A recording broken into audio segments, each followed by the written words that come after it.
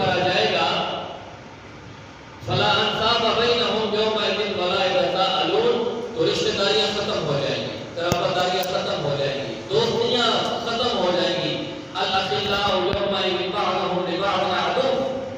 ساری دوستیاں دشمنی کے اندر تبدیل ہو جائیں گی، کوئی کسی کے کام نہیں آئے گا۔ اس کے بعد کیا ہوگا؟ فرمایا فمن ثقلت موازینہ، ترازو لایا جائے گا،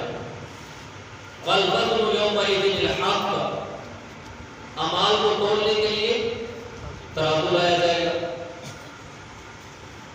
اس کے دونوں پلڑے بہت بڑے، دائیں پلڑے کے اوپر روشنی ہوگی، بائیں پلڑے کے اوپر اندھیرا چھایا ہوا ہوگا، لا کر فٹ کر دیا جائے گا، اور اب لوگوں کے اعمال تولے جائیں گے۔ بعض حدیثوں میں آتا ہے کہ اعمال کی کوئی شکل دنیا کے اندر تو نظر نہیں آتی، نماز آپ نے پڑھی، نماز کی کوئی شکل ہے جو نظر ہے، روزہ آپ نے رکھا، روزے کی کوئی شکل ہے جو نظر ہے، آپ ذکر اذکار کرتے ہیں کوئی شکل ہے جو نظر ہے۔ تو فرمایا کہ قیامت والے دن یہ ساری باتیں جو نظر نہیں آتی، قیامت والے دن ان کو ایک حصی وجود دے دیا جائے گا، جس طرح یہ ایک چیز کا وجود ہے، ٹھیک ہے،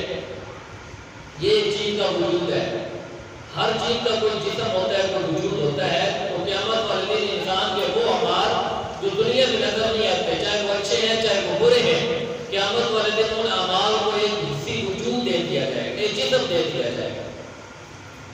اور وہ اپنے جسم کے ساتھ ان کا وزن کیا جائے گا۔ اور بعض حدیث میں آپ صلی اللہ علیہ وسلم نے فرمایا کہ اعمال نہیں تولے جائیں گے، خود انسانوں کا وزن کیا جائے گا، بندوں کا وزن کیا جائے گا، بندے تولے جائیں گے ترازو کے اندر۔ اور آپ صلی اللہ علیہ وسلم نے فرمایا کہ بھاری بھرکم کافر جو ہے، جو اپنی جسامت کے اعتبار سے بڑا قوی ہیکل ہے، اس کو جب ترازو کے اندر رکھا جائے گا تو مچھر کے پر کے برابر بھی اس کا کوئی وزن نہیں ہوگا،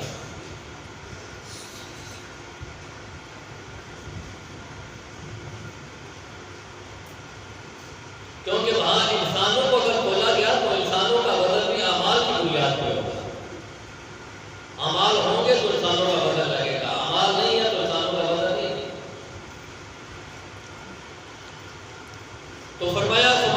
فمن ثقلت موازینہ، جس آدمی کا نیکیوں والا پلڑا جھک گیا اور برائیوں والا پلڑا اٹھ گیا،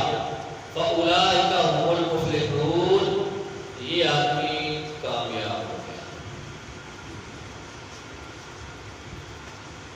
اور اس کو محشر کے میدان میں جو عزت ملے گی، جو پروٹوکول ملے گا،